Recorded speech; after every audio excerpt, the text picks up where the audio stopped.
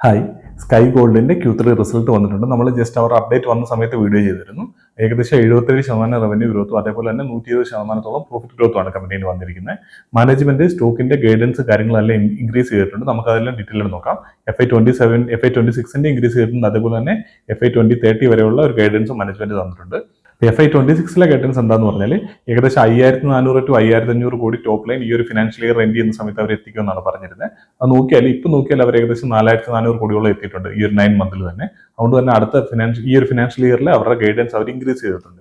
ഏകദേശം 6100 കോടിയോളം top line എത്തിക്കും എന്നുള്ള കാര്യമാണ് മാനേജ്മെന്റ് പറഞ്ഞിരിക്കുന്നത്. അതായത് ഏകദേശം 60% മുകളിൽ അടുത്ത Q4 ഗ്രോ ചെയ്യാനുള്ള സാധ്യതയുണ്ട് കമ്പനിയിൽ. അങ്ങനെ വന്നാലാണ് അവർ ഏകദേശം 6100 മുകളിലേക്ക് അവരുടെ ടോപ്പ് ലൈൻ എത്തുള്ളൂ. ആ രീതിയിൽ ഗ്രോത്ത് വരുന്നുള്ള കാര്യം മാനേജ്മെന്റ് പറഞ്ഞിട്ടുണ്ട്. അതുകൊണ്ട് തന്നെ FY26 അവരുടെ ഗൈഡൻസ് 6100 കോടിയാണ്. അതേപോലെ FY27 അടുത്ത ഫിനാൻഷ്യൽ ഇയറിലേക്കുള്ള ഗൈഡൻസ് ഏകദേശം 7600 കോടിയായിരുന്നു മാനേജ്മെന്റ് നേരത്തെ ഗൈഡ് ചെയ്തിരുന്നത്. അതിപ്പോൾ അവർ ഏകദേശം 8100 കോടിയായിട്ട് ഇൻക്രീസ് ചെയ്തിട്ടുണ്ട്. ആ 8100 കോടി വെച്ച് നമ്മൾ കാൽക്കുലേറ്റ് ചെയ്ത് നോക്കിയാൽ ഏകദേശം 30-35% അവരുടെ ഗ്രോത്ത് വരുന്നത്. അതുപോലെ തന്നെ FY2030 മാനേജ്മെന്റ് ഗൈഡൻസ് എന്ന് പറയുന്നത് ഏകദേശം 18000 to 19000 കോടി അവരുടെ ടോപ്പ് ലൈൻ റവന്യൂ ഗ്രോത്ത് എത്തിക്കും എന്നുള്ള കാര്യമാണ്. അത് നോക്കുമ്പോഴും ഏകദേശം 30-35% ആണ് മാനേജ്മെന്റ് ഗൈഡൻസ് എന്ന് പറയുന്നത്. അതായത് അടുത്ത ഒരു 4 വർഷത്തേക്ക് കമ്പനി 30-35% ഇടയ്ക്ക് ഗ്രോ ചെയ്യുന്നുള്ള കാര്യമാണ് മാനേജ്മെന്റ് ഗൈഡ് ചെയ്യുന്നത്. ഈ ഒരു ഫിനാൻഷ്യൽ ഇയർ നോക്കിയാൽ ഇതൊന്നും അല്ല ഗ്രോത്ത്, ഇതിനൊക്കെ ഒരുപാട് മുകളിലാണ് കമ്പനി ഗ്രോ ചെയ്യുന്നത്. കഴിഞ്ഞ ഫിനാൻഷ്യൽ ഇയർ നോക്കിയാൽ ഏകദേശം 100% മുകളിലാണ് കമ്പനിയുടെ ഗ്രോത്ത് എന്ന് പറയുന്നത്. ആ ഒരു രീതിയിൽ നോക്കുമ്പോഴത്തേനും അവരുടെ ഗ്രോത്തിന്റെ പേസ് കുറഞ്ഞു വരുന്നതായിട്ട് നമുക്ക് കാണാനായിട്ട് പറ്റും. കമ്പനിയുടെ സൈസ് കൂടുന്നതിനനുസരിച്ച് ഗ്രോത്തിന്റെ പേസ് കുറയാനുള്ള സാധ്യത കൂടുതലാണ്. ആ ഒരു രീതി തന്നെയാണ് ഇവിടെയും ഗ്രോത്തിന്റെ പേസ് കുറഞ്ഞുകൊണ്ടിരിക്കുന്നത്. പിന്നെ അതുപോലെ മാനേജ്മെന്റ് ഗൈഡൻസ് എന്താണെന്ന് വെച്ചാൽ ഇവർക്ക് വേണമെങ്കിൽ ഇതിലും കൂടുതൽ ഗ്രോത്ത് 50-60-70% ഗ്രോ ചെയ്യാനായിട്ട് പറ്റും.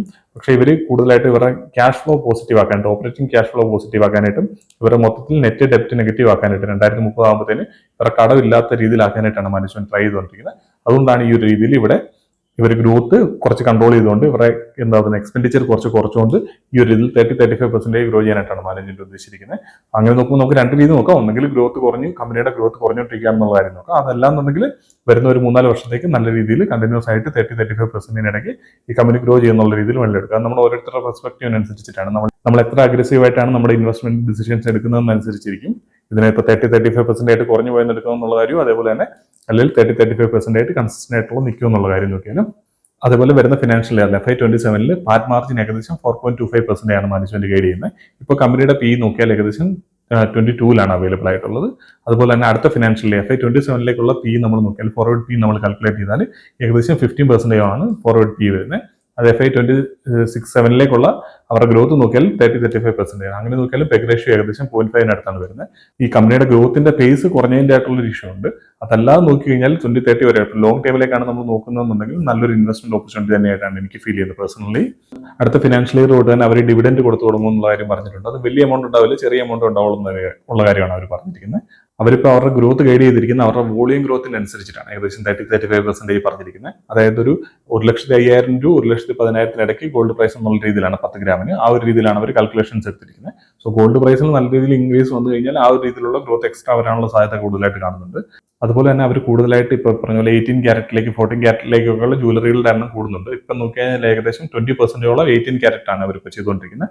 നേരത്തെ നോക്കി 90-95% മുകളിൽ 22 ക്യാരറ്റ് ആണ് ഉണ്ടായിരുന്നത്. അവിടെ നിന്നാണ് ഇപ്പം ഏകദേശം 20% ഈ പറഞ്ഞ 18 ക്യാരറ്റ് ഗോൾഡിന്റെ ജ്വല്ലറിയുടെ പെർസെന്റേജ് കൂടിയിരിക്കുന്നത്. സോ അത് കൂടുന്നതിനനുസരിച്ചിട്ട് ഇവരുടെ ഓവറോൾ വരുന്ന റവന്യൂവിൽ കുറവ് വരാൻ സാധ്യതയുണ്ട്. അതുകൊണ്ടാണ് മാനേജ്മെന്റ് ഏകദേശം 1,05,000 തൊട്ട് 1,10,000 വരെ ഗോൾഡ് പ്രൈസ് ആയിട്ട് എടുത്തിരിക്കുന്നത്. മൊത്തത്തിൽ മാനേജ്മെന്റ് ഒരു കൺസർവേറ്റീവ് ആയിട്ടുള്ള ഗൈഡൻസ് തന്നെയാണ് വന്നിരിക്കുന്നത്. ഈ 30-35% മുകളിൽ ഗ്രോ ചെയ്യാൻ പൊട്ടൻഷ്യൽ ഉള്ള കമ്പനി തന്നെയാണ് സ്കൈ ഗോൾഡ് എന്ന് പറയുന്നത്. പക്ഷെ നമുക്ക് എന്തായാലും മാനേജ്മെന്റ് ഗൈഡ് ചെയ്യുന്നതിനനുസരിച്ചിട്ടുള്ള കാൽക്കുലേഷൻസ് എടുക്കുന്നത് തന്നെയാണ് എപ്പോഴും ബെറ്റർ ആയിട്ടുള്ളത്. ഇവിടെയുള്ള ഇൻവെസ്റ്റ്മെന്റ് ഡിസിഷൻസ് എന്ന് പറഞ്ഞാൽ ഓരോരുത്തരുടെ പെർസ്പെക്റ്റീവിനനുസരിച്ചിരിക്കും. 60-70% മുകളിൽ ഗ്രോ ചെയ്തുകൊണ്ടിരുന്ന ഒരു കമ്പനി 30-35 കുറയുവാണെന്നുള്ള രീതിയിൽ വേണം നമുക്ക് എടുക്കാം. അതേപോലെ തന്നെ കൺസിസ്റ്റന്റ് ആയിട്ട് അടുത്തൊരു 5 വർഷത്തേന് ഏകദേശം ഈ ഒരു 30-35% ഇത്ര വലിയൊരു കമ്പനി ഗ്രോ ചെയ്യുന്നുള്ള രീതിയിൽ വേണം നമുക്ക് എടുക്കാം. അതൊക്കെ ഓരോരുത്തരുടെ റിസ്കിനനുസരിച്ചിട്ട് വരുന്ന ഒരു കാര്യം തന്നെയാണ്. പക്ഷേ ഈ ഒരു B2Bയിൽ നോക്കിയാൽ ഇപ്പോഴും ലീഡ് ചെയ്യുന്നത് സ്കൈ ഗോൾഡ് തന്നെയാണ്. കാരണം നമ്മൾ ശാന്തി ഗോൾഡിന്റെ റിസൾട്ടിനെ പറ്റി കഴിഞ്ഞ വീഡിയോയിൽ സംസാരിച്ചിരുന്നു. അവരുടെ ഗ്രോത്ത് ഏകദേശം 60-70% ആണ് വോളിയം ഗ്രോത്ത് മാനേജ്മെന്റ് ഗൈഡ് ചെയ്യുന്നുണ്ടെങ്കിലും അവർ ഈ പറഞ്ഞ പോലെ അത് പ്രോഫിറ്റിലേക്ക് കൺവേർട്ട് ചെയ്യാനുള്ള സാധ്യത വളരെ കുറവാണ്. അവർ GMLലേക്ക് കൂടുതലായിട്ട് വരുന്നുണ്ട്. ഇവരിപ്പോൾ GML കൂട്ടാനായിട്ട് ട്രൈ ചെയ്യുന്നുണ്ട്. പക്ഷെ എന്നാലും മാനേജ്മെന്റ് ഏകദേശം 4.25% ആണ് ഗൈഡ് ചെയ്യുന്നത് പാറ്റ് മാർജിനായിട്ട്. അതേപോലെ തന്നെ അവർ ഗൈഡ് ചെയ്യുന്നതെന്ന് പറഞ്ഞാൽ ഏകദേശം 4% പാറ്റ് മാർജിനായിട്ട് ഗൈഡ് ചെയ്തുകൊണ്ടിരിക്കുന്നത്. അങ്ങനെ മൊത്തത്തിൽ നോക്കിയാൽ സ്കൈ ഗോൾഡ് തന്നെയാണ് ഇപ്പോഴും ശാന്തി ഗോൾഡിനെ കഴിഞ്ഞ് ബെറ്റർ ആയിട്ടുള്ള B2Bയിലുള്ള ഒരു ഓപ്ഷൻ ആയിട്ടാണ് നിൽക്കുന്നത്. ഇത്തരം കാര്യങ്ങളൊക്കെയാണ് ഇതിനെപ്പറ്റി സംസാരിക്കാനുള്ളത്. നമുക്ക് അടുത്തൊരു വീഡിയോയിൽ കാണാം.